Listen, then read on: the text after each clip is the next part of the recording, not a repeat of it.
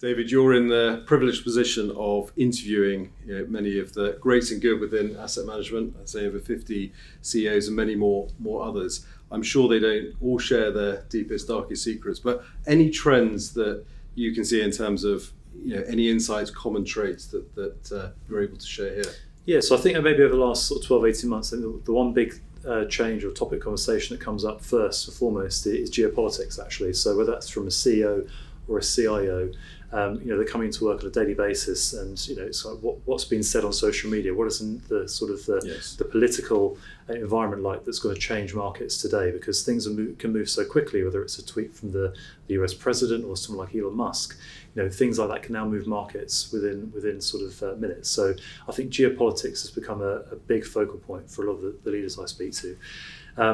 Unsurprisingly, I think private markets is now the number one topic conversation as well. So whenever I go and meet a senior leader, it's always about what they're doing to bolster their position in private markets. So whether it's growing into areas like private credit, real estate, infrastructure, some of the big, fast-growing areas of the market at the moment, they're very keen to talk about that.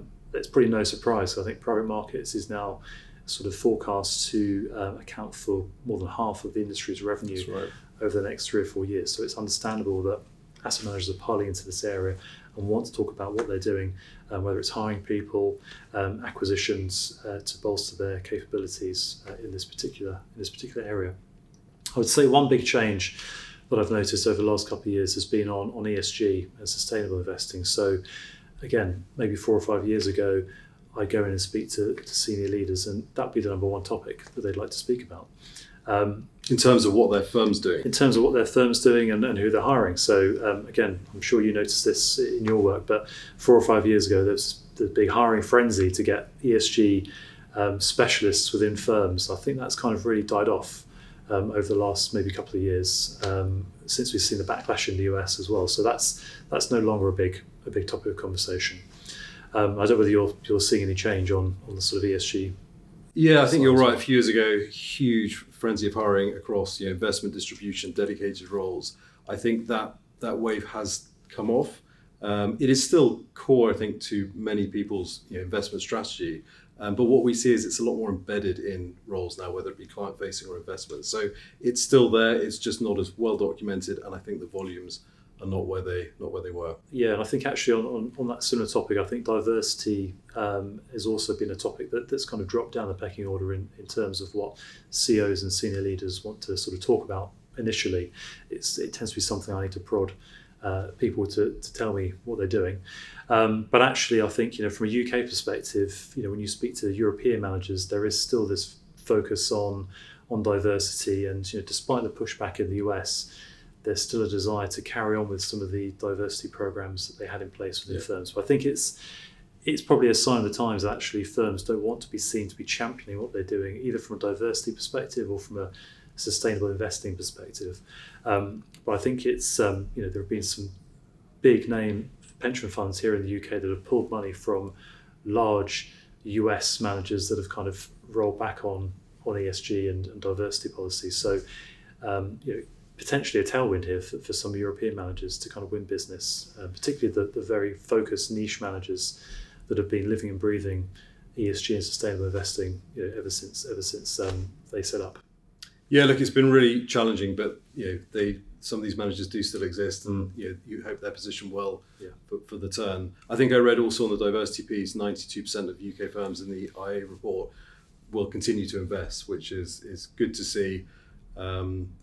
Just the thoughts on that. Do you think that that's come down the pecking order, not because it's less important, but just because the macro environment has become much tougher? Yeah, potentially. And I think also, this kind of drive now, what's kind of the priority now for you as a CEO? And I think, maybe diversity, ESG was something that was led by senior leaders previously, but I think actually it's being led by other people within the organisation. So, diversity initiatives now being handed more to HR, for example. So it's no longer within the C-suite that you'd expect diversity initiatives to be led from. But I also think there's a different list of priorities now for a senior leader. So, for example, if we look at some of the other developments within the sector, I've talked about private markets being one of them, but But active ETFs is another one where in the US market, most of the money that's been coming in this industry this year has been going into active ETFs. It's now very rare for asset managers in the US market to launch new mutual funds. They tend to launch active ETFs. We start to see that story play out a little bit in Europe, but we are seeing now European managers launching active ETFs. So Jupiter, Schroders, Aberdeen, M&G, and Colombo Threadneedle, to name a few. So again, it's kind of the priority maybe has shifted to what are the growth areas now for our business, and where do we need to place our importance or focus. I think that kind of plays in with technology as well. So there's been a lot of talk around tokenization, and it's kind of thinking about where does the industry go from here. So blockchain has been talked about for years within this sector. How can it revolutionize asset management? But I think we're starting to see now a focus on how can we tokenize funds, and maybe that's a kind of push, if you like, to win a younger cohort of investors who will be trading on mobile phones and apps. They want this immediacy. They want to be able to trade things and invest much easier than you would do in a traditional mutual fund format. So I think that's kind of the focus has changed for a lot of senior leaders now, and where they kind of position their organizations going forward. Yep. It has also shifted. So it's probably an unfair question to ask you, but some of our clients talk about asset management 3.0. And I think a lot of people know where they want to get to, but obviously there's legacy in asset management. So Schroders being a good example, large, traditional, well-known asset manager, a lot of investment now going into wealth and alternatives. So what's your 2 or 3 sort of top takeaways of asset management 3.0?